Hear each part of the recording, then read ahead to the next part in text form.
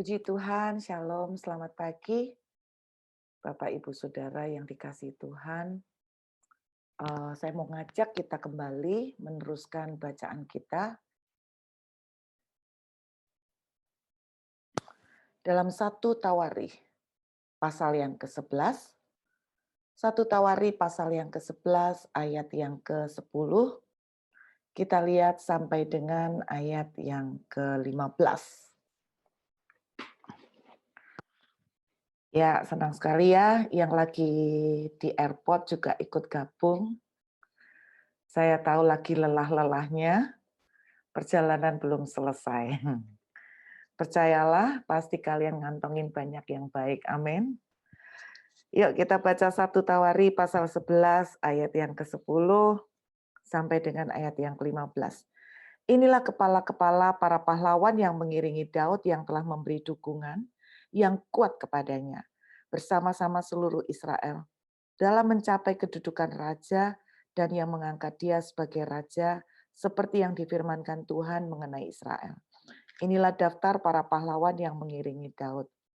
Yashobam bin Hakmoni, kepala Triwira, ia mengayunkan tombaknya melawan 300 orang yang tertikam mati dalam satu pertempuran. Sesudah dia, Eliasar anak Dodo orang Ahohi, ia termasuk ketiga pahlawan itu. Ia ada bersama Daud di Pasdamim ketika orang Filistin berkumpul di sana untuk berperang. Ada sebidang tanah ladang penuh jelai di sana. Ketika tentara melarikan diri dari hadapan orang Filistin, maka berdirilah mereka di tengah ladang itu, mereka dapat mempertahankannya dan memukul kalah orang Filistin. Demikian diberikan Tuhan kemenangan yang besar. Sekali datanglah 3 orang dari ke-30 kepala ke Gunung Batu mendapatkan Daud ke dekat Gua Adulam, sedang tentara orang Filistin berkemah di lembah Refaim.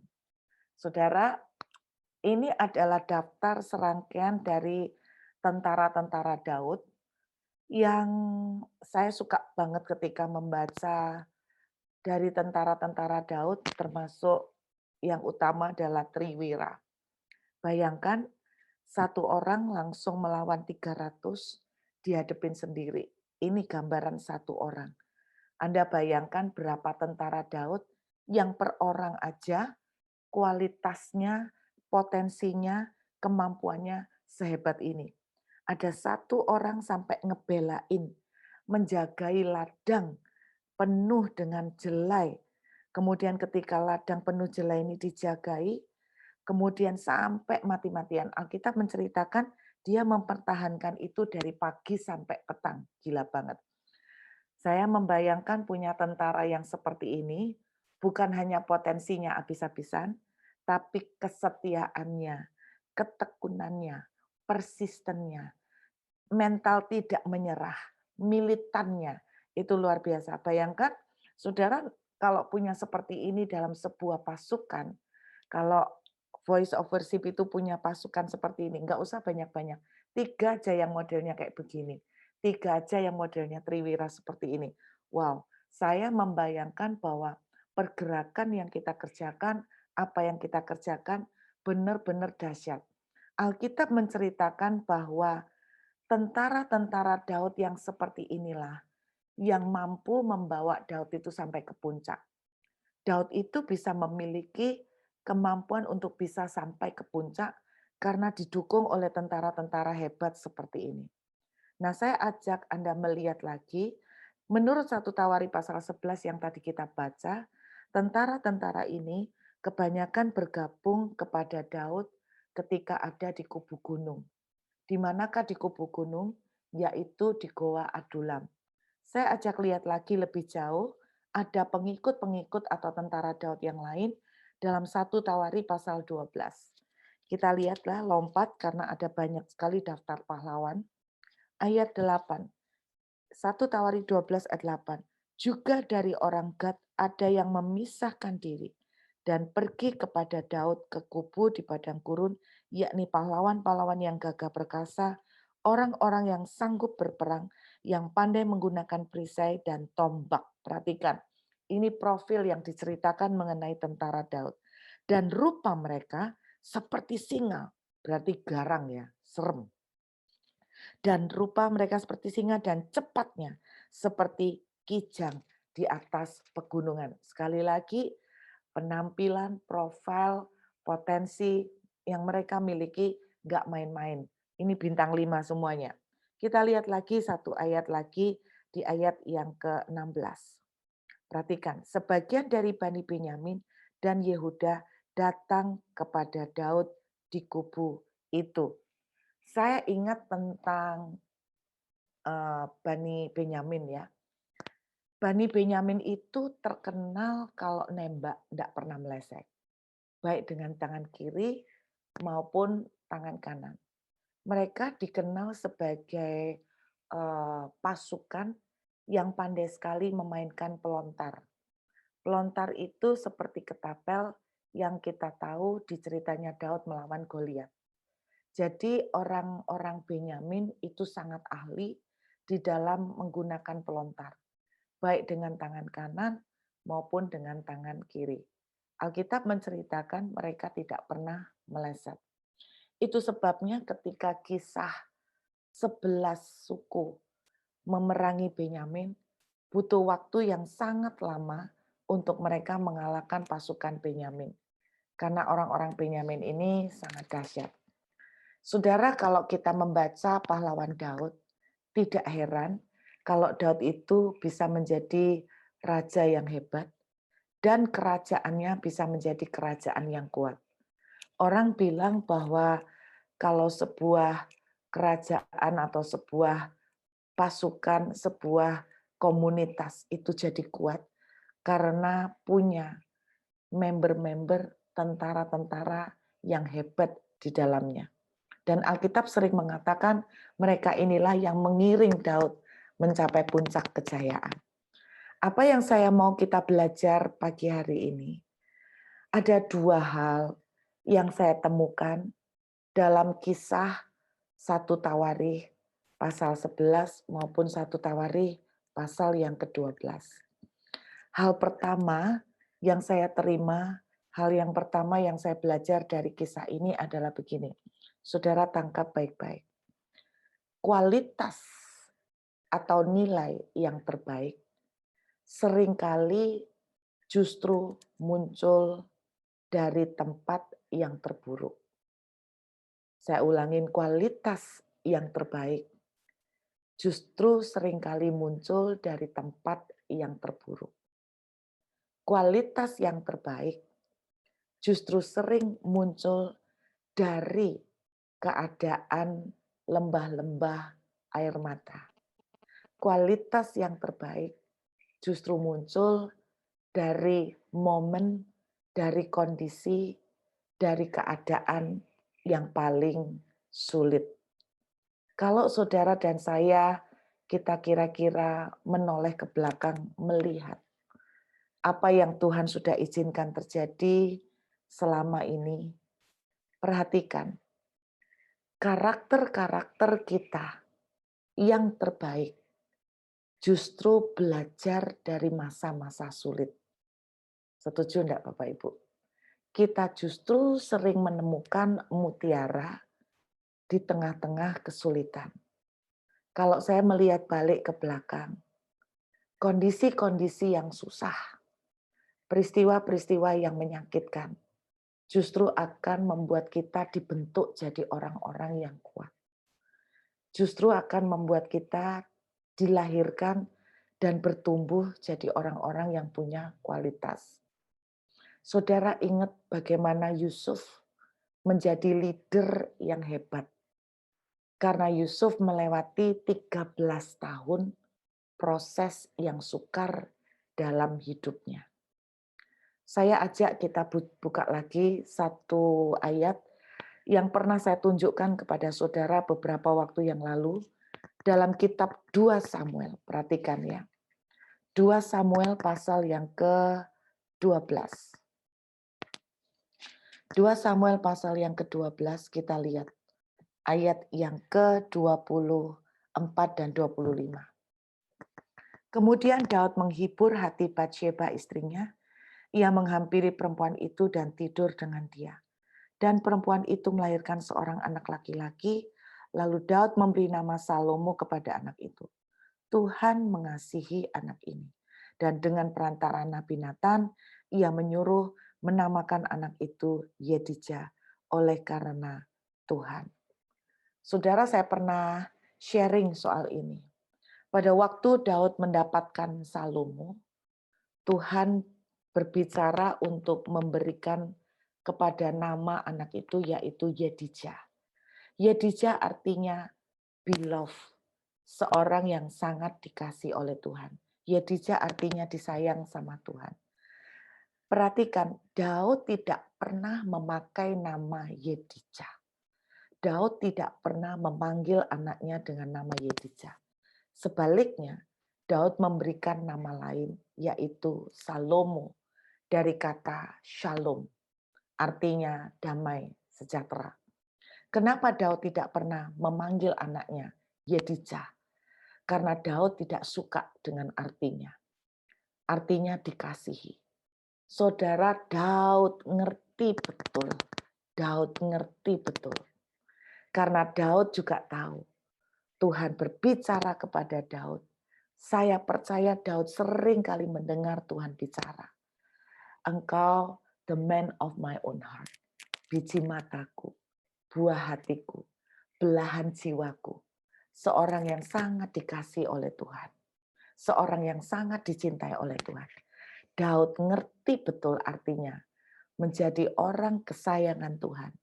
Itu adalah orang yang akan menghadapi treatment spesial. Saudara, kita jangan ngeremehkan kalau kita ingin menjadi orang yang paling disayang sama Tuhan. Menjadi orang kesayangan Tuhan. Orang spesial, pembentukannya spesial. Orang yang paling spesial juga akan mengalami treatment yang spesial.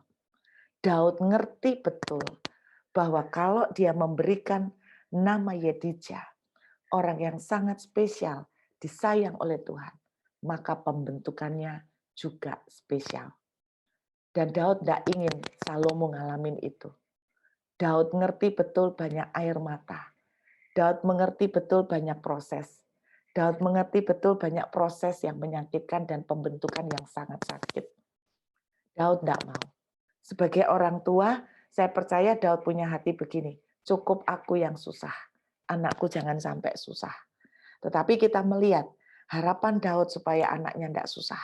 Apa-apa disiapkan semua. Bahkan untuk tanggung jawab Salomo, membangun bait suci pun, Daud sudah jauh-jauh hari ketika dia masih hidup, menyiapkan semua bahan yang perlu untuk pembangunan bait suci. Sehingga Salomo cuma tinggal terima jadi.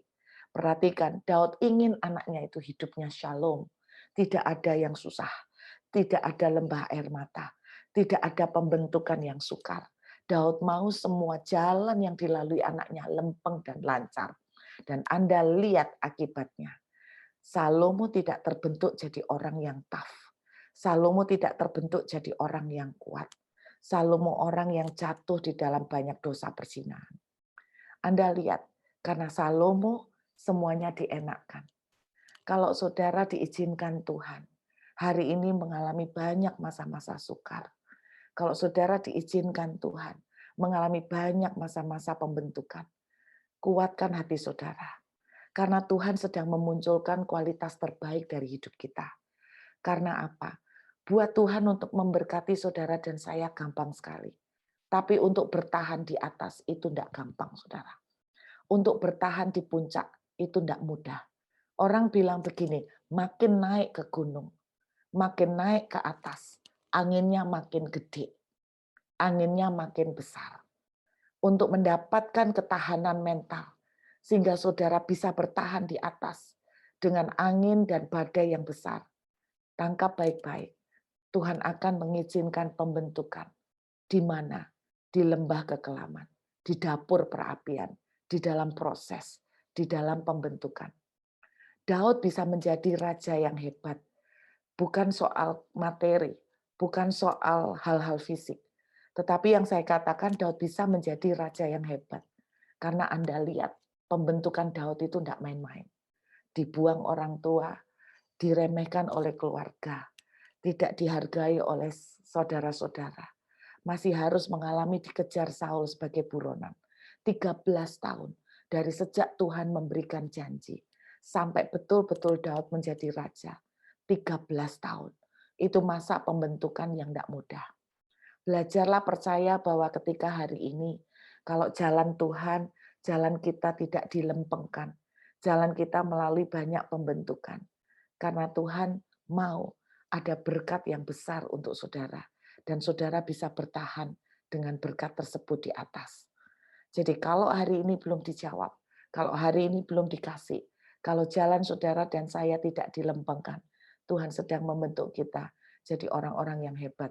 Satu kali seorang hamba Tuhan, kalau saya menyebutnya saudara pasti tahu. Kira-kira 3 tahun yang lalu, bahkan sebelum COVID terjadi ya, ketika dia menemuin saya, dia bilang begini, aku tuh punya obsesi, aku tuh punya mimpi, pengen jadi hamba Tuhan yang diundang-undang kemana-mana, sampai ke bangsa-bangsa. Tapi kok rasanya belum ada pintu yang terbuka ya, C, buat saya. Saya berusaha untuk menawarkan diri untuk ngisi khotbah, tapi sepertinya belum ada pintu yang dibuka sama sekali untuk saya. Saya cerita sama dia, bagaimana saya dulu itu jujur juga punya ambisi, pengen jadi seperti Catherine Kuhlman, Bapak Ibu. Jadi nggak usah pakai tumpang tangan orang geblak-geblak, sakit disembuhkan, ya pengen diundang-undang, di apa, pengen menjadi orang yang wah khotbah di depan ribuan orang. Saya dulu punya obsesi seperti itu ketika usia 20-an sebelum saya menikah. Tetapi saya masih ingat saudara bagaimana saya punya sahabat berdoa sama-sama, gabung di dalam tim doa sama-sama. Tapi ketika dia itu menawarkan, bahkan belum menawarkan diri. Jadi ketika dia itu kepengen banget menjadi full time, tanpa perlu dia menawarkan diri, dia tiba-tiba langsung didatengin seseorang penatua di sebuah gereja bersama dengan saya. Jadi pas kami berdua jalan bareng, dia panggil teman saya ini dan dia bilang begini, kami menawari kamu untuk menjadi hamba Tuhan full time. Pada waktu itu usianya masih 19-20 tahun, jadi dia lebih muda dari saya. Dan ketika tawaran itu datang di depan mata saya, ketika dia lagi sama saya, wah saya langsung nggak mau ketinggalan. Saya langsung bilang sama penatua, saya bilang, kok saya juga rindu sekali untuk melayani Tuhan, saya rindu untuk menjadi full timer, bahkan saya sekarang sudah baru saja memutuskan untuk keluar dari pekerjaan saya, karena saya pengen pelayanan, saya pengen mendedikasikan hidup saya untuk melayani Tuhan. Saya tanpa malu, saya menawarkan diri, saudara. Dan luar biasa pada saat itu langsung penatua ini bilang gini, kamu ndak usah, jangan keluar dari kerjaan. Kamu kerja, kalau bisa kamu temuin lagi bosmu, tarik kembali pengunduran diri kamu, kamu kerja. Jadi dengan kata lain, saudara, saya ditolak nih mentah-mentah untuk pelayanan. Saya sempat merasa kenapa Tuhan tidak mau pakai saya. Saya menyodorkan diri, nawarkan sampai sil-sil kayak gini, Tuhan kok tidak mau. Tuhan kok tidak kasih kesempatan buat saya untuk pelayanan. Tuhan kok tidak kasih pintu-pintu terbuka buat saya. Saya sempat merasa kecewa. Itu pengalaman yang terjadi dan saya melihat ketika teman saya masuk, wah langsung mencuat Bapak Ibu, langsung mencuat, langsung dia diundang-undang banyak jemaat, kan ada jemaat di gereja itu yang membuat PD-PD. Jadi dia diundang, jadwalnya langsung penuh, dari hari ke hari selalu ada jadwal undangan khotbah. Itu terjadi dalam waktu cepat sekali, sangat cepat. Sebaliknya saya tetap seperti nggak kemana-mana. Akhirnya saya sudah keluar kadung dari kerjaan, akhirnya saya ngelamar kerjaan lagi, karena setelah beberapa waktu saya seperti gantung, nggak bikin apa-apa, masa depan nggak jelas, full time enggak, pelayanan enggak, kerja juga enggak, akhirnya gantung, akhirnya saya balik kerja lagi. Saya melihat ke belakang pengalaman saya seperti itu, dan saya hitung berapa lama dari saya ditolak sampai saya betul-betul menjadi hamba Tuhan, menyampaikan firman. Saudara, saya menghitung itu ada 13 tahun lebih. Baru betul-betul Tuhan itu membuka pintu buat saya pelayanan. Tuhan membuka pintu untuk saya menjadi hamba Tuhan penyampai firman. Yang saya bisa ambil sebagai satu kesimpulan, saya bilang sama hamba Tuhan muda ini, sekarang dia sudah diundang kemana-mana, sekarang dia sudah dipakai Tuhan luar biasa. Saudara pasti tahu dia sekarang menjadi hamba Tuhan yang dahsyat banget, jemaatnya sangat diberkati. Tapi saya ngomong begini, kenapa Tuhan itu gampang banget untuk mengangkat kita ke puncak. Tapi masalahnya juga banyak yang gampang jatuh dari puncak. Kadang-kadang Tuhan izinkan kita menunggu lebih lama karena Tuhan lagi bentuk kualitas kita. Tuhan lagi bentuk nilai-nilai kita. Saudara jangan heran. Saya percaya ketika nanti waktunya tiba, Tuhan akan membuat kita menjadi hamba Tuhan yang siap. Tuhan akan membuat kita menjadi orang yang siap untuk diberkati. Ingat ya baik-baik Bapak Ibu, orang spesial, pembentukannya spesial. Jadi kalau hari ini saudara dibentuk sangat spesial, berarti blessing yang disiapkan buat saudara juga sangat spesial. Amin. Blessing yang disiapkan buat saudara sangat spesial. Kualitas yang terbaik justru sering dimunculkan dari tempat-tempat yang terburuk. Anda lihat, Daud mendapatkan pasukan-pasukan terbaik justru dari tempat yang terburuk.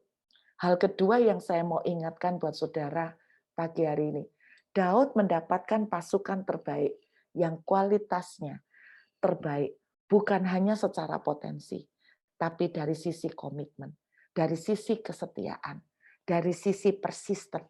Daud mendapatkan terbaik itu justru di tempat yang terburuk, di Gua Adulam. Pada saat dia dikejar Saul, itu dia mendapatkan tentara-tentara hebat. Kesimpulan yang saya mau sampaikan itu begini, saudara tangkap. Mungkin saudara dan saya tidak mencari pasukan. Mungkin saudara dan saya bukan seorang seperti Daud yang membutuhkan pasukan. Tetapi dengarkan baik-baik. Seringkali kualitas sahabat-sahabat yang terbaik justru kita temukan di saat-saat kita di bawah. Saya ulangin. Kita mendapatkan teman-teman yang terbaik justru saat kita lagi di bawah. Saya sekarang punya banyak teman. Banyak. Saking banyaknya, dari tanggal 12 Juni saya sampai di Surabaya. Sampai hari ini, saya kebingungan mengatur jadwal. Karena begitu banyak teman yang kapan makan, ayo kapan saya ajak makan, kapan Bu Ruth ayo kita makan. Banyak dan sampai hari ini masih banyak yang saya belum bisa kasih jadwal. Tapi saya terus terang, jujur Bapak Ibu, saya tidak terkesan. Bukan berarti saya tidak bersyukur dengan teman-teman baru yang Tuhan kirim. Enggak. Tapi saya tidak terlalu terimpress dengan teman-teman yang muncul di saat saya lagi dalam kondisi dan posisi bagus.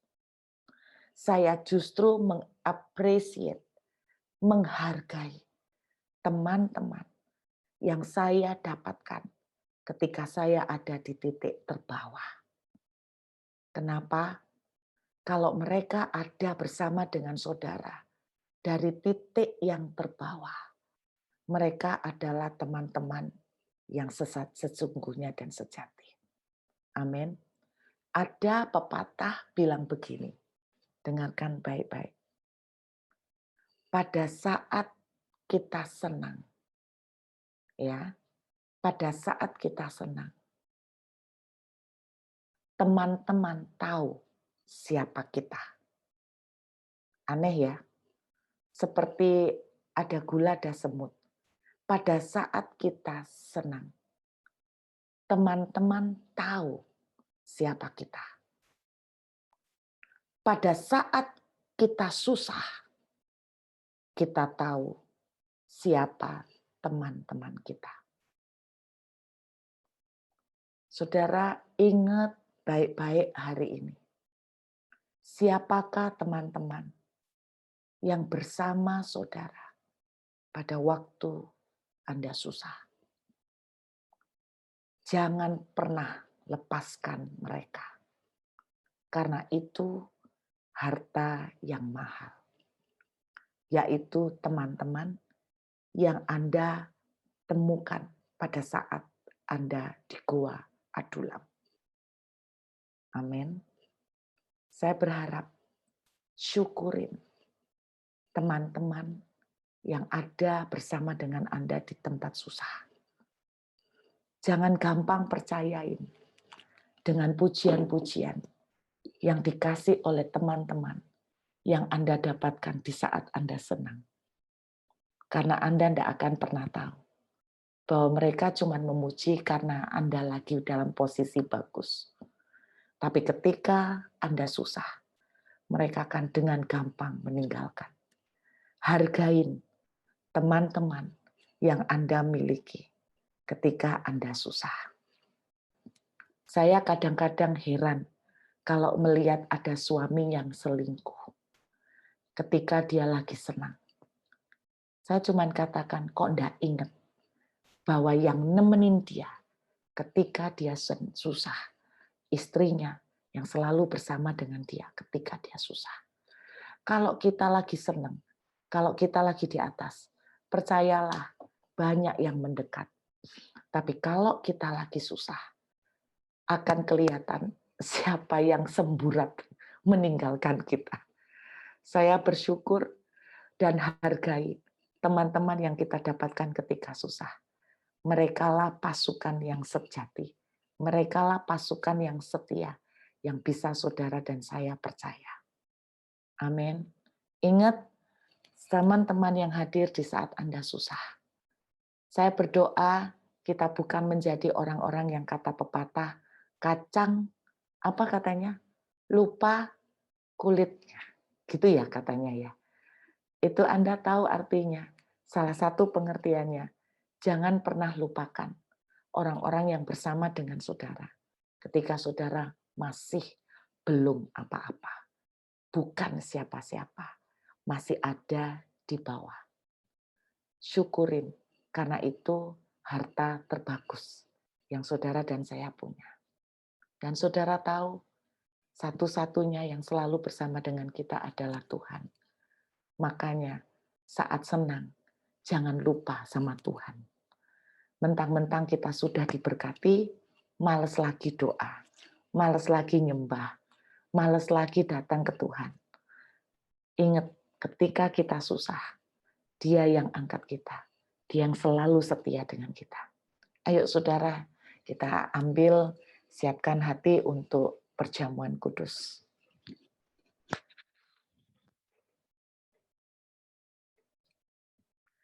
Mari kita angkat roti di tangan kanan kita. Satu-satunya sahabat yang sudah jelas sangat terbukti ada bersama dengan kita di saat-saat yang terendah dalam hidup kita. Karena itu ketika engkau diberkati, jangan sampai engkau tidak menghargai treasure, harta yang mahal yang kau miliki. Yesus selalu bersama kita. Dia katakan, aku sekali-kali tidak pernah meninggalkan kau, dan sekali-kali tidak pernah membiarkan kau. Inilah tubuhmu yang dipecah buat kami. Engkau bukan hanya mengasihi kami, tetapi engkau memberikan nyawamu buat kami. Seorang sahabat memberikan nyawanya sampai akhir. Kami bersyukur Tuhan untuk kasih-Mu, bahwa lepas dari segala teman yang kami miliki, kami punya Engkau Tuhan, dan itu lebih dari cukup. Terima kasih untuk tubuh-Mu yang dipecah buat kami. Terima kasih karena tubuh-Mu ini, Tuhan, kami menjadi milik kepunyaan-Mu. Terima kasih Bapa, kami makan dengan syukur dalam nama Yesus. Mari kita makan dengan iman. Haleluya.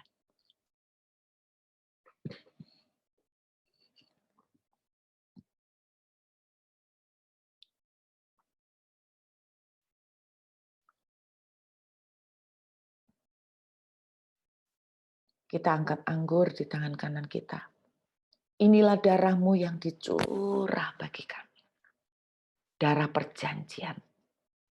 Yaitu sebuah perjanjian cinta.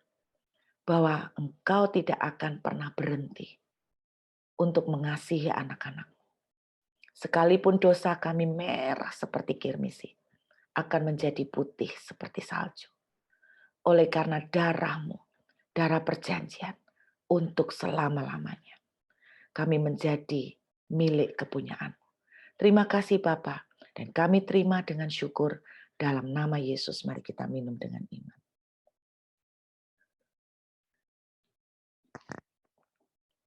Terima kasih Bapa, buat kasih, buat persahabatan, buat cinta yang tidak pernah berakhir untuk kami semua.